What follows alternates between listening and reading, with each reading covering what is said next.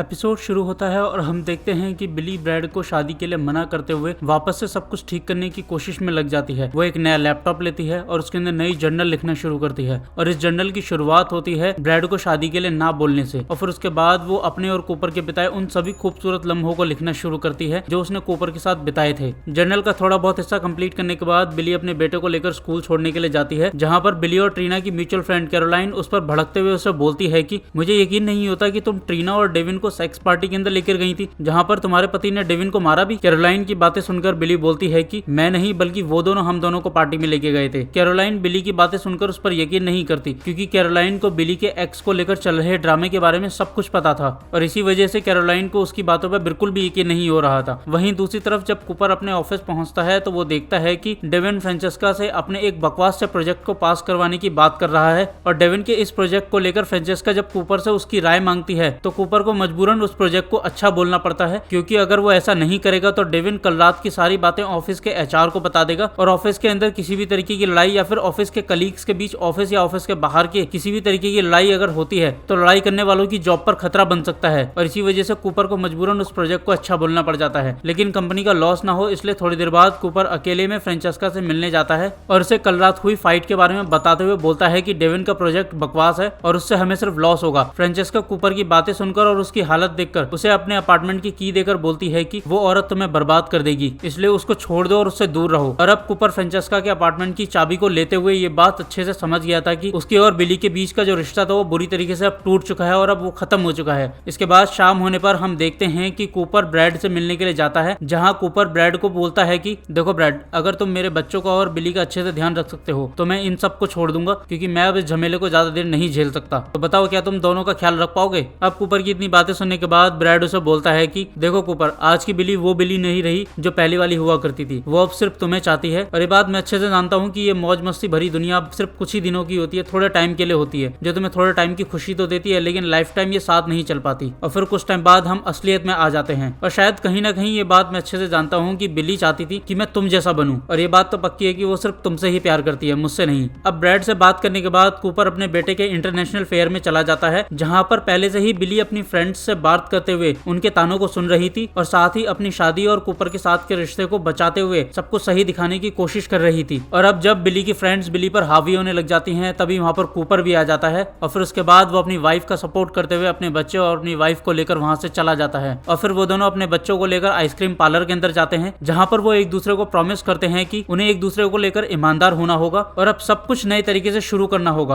अब इसके बाद धीरे धीरे सब कुछ ठीक होने लग जाता है और बिली भी शाशा के कॉलेज के अंदर ही प्रोफेसर की जॉब शुरू कर देती है। साथ ही कूपर की अपनी वाइफ को लेकर इतनी ईमानदारी को देखते हुए और इन दोनों के टूटते बिखरते रिश्ते को फिर से जुड़ते देखते हुए डेविन भी काफी ज्यादा इंप्रेस हो जाता है, जिस वजह से वो एचआर से की हुई शिकायत को वापस ले लेता है और फिर ट्रीना के साथ उस तरीके की सेक्स पार्टीज में जाना बंद कर देता है। लेकिन ये बहुत कुछ जो अच्छा चल रहा था ये ज्यादा दिन अच्छा चलने वाला नहीं था। कुछ दिन बाद शाशा की एक बुक लॉन्च होती है जिसमें वो आजादी के कुछ इस तरीके से मायने बताती है कि जिनको सुनने के बाद बिली को फिर से ब्रैड के ख्याल आने लग जाते हैं और वो फिर से ब्रैड के बारे में सोचने लग जाती है। और फिर इसके बाद वो एक रात फिर से ब्रैड के पास वापस चली जाती है। और क्योंकि बिली का पास्ट बहुत ज्यादा बेकार रहा था, इस वजह से कूपर को भरोसा होने के बावजूद भी कूपर ने बिली का फोन ट्रैक पे लगाया हुआ था और अब कूपर फोन के अंदर देख रहा था कि बिली ब्रैड की लोकेशन पर पहुंच गई है। और फिर जैसे ही बिली ब्रैड के पास पहुंच जाती है वैसे ही कूपर भी फ्रांचेस्का को कॉल करता है। और अब ये बात साफ हो गई थी कि बिली और कूपर अब पूरी तरीके से अलग होने वाले हैं, क्योंकि बिली ब्रैड के पास पहुंच गई थी और कूपर को भी फिर फ्रांचेस्का के पास जाना ही पड़ता है। और इसी बिली और कूपर के टूटते हुए रिश्ते और फ्रांचेस्का और कूपर के बनते हुए नए रिश्तों के साथ ये एपिसोड और ये सीजन खत्म हो जाता है।